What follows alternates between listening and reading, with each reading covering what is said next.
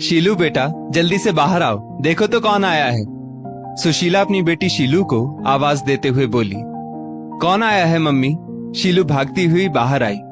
अरे वाह, मोहिनी बुआ जी। और भागते हुए शीलू मोहिनी जी के गले लग गई और चहक चहक कर अपनी बुआ जी से बातें करने लगी। पहले बुआ जी को आराम तो कर लेने दो, सफर से थक कर आई है।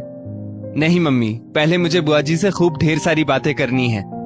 भाभी कर लेने दीजिए शीलू को बातें, शादी के बाद तो वैसे भी जल्दी मिलना नहीं हो पाएगा इससे। हाँ सो तो है जीजी, कैसे बेटियां बेल की तरह बढ़ती चली जाती है और कब शादी लायक हो जाती है पता ही नहीं चलता। सही बात है भाभी, अभी लगता है कल ही की तो बात है जब शीलू नन्ही सी आपकी गोद में आई थी और आज देखिए शादी लायक हो गई। हाँ सही बात जीजी, सुशीला ने कहा।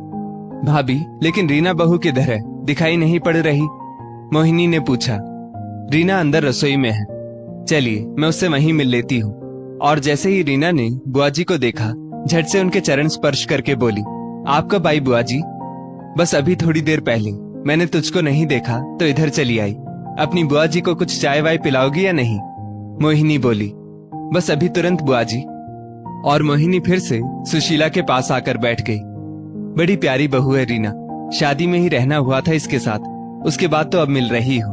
स्वभाव संस्कार तो कूट कूट कर भरे हैं इसके अंदर, इसके मम्मी पापा ने। मैं तो पहले ही जब इसके साथ रही थी तभी जान लिया था कि बहू बड़ी सुघड़ है आपकी। सुशीला जी के बेटे सुमित ने रीना से मनपसंद शादी की थी और रीना सच में बहुत प्यारी है, लेकिन सुशीला जी अभी तक उसको मन से नहीं अपना पाई थी। इतने में रीना चाय लेकर आ गई। लीजिए बुआ जी, आपकी गर्मा गर्म मसालेदार चाय। तुझे याद है अभी तक कि मुझे मसालेदार चाय पसंद है? बुआ जी, क्या ये बातें भूलने वाली होती है? और वैसे भी अपनों की पसंद हमेशा ध्यान में रखनी चाहिए। और ये लीजिए मम्मी जी, आपकी कम पत्ती और कम शक्कर वाली चाय। और फिर से रीना रसोई संभालने के लिए चली गई।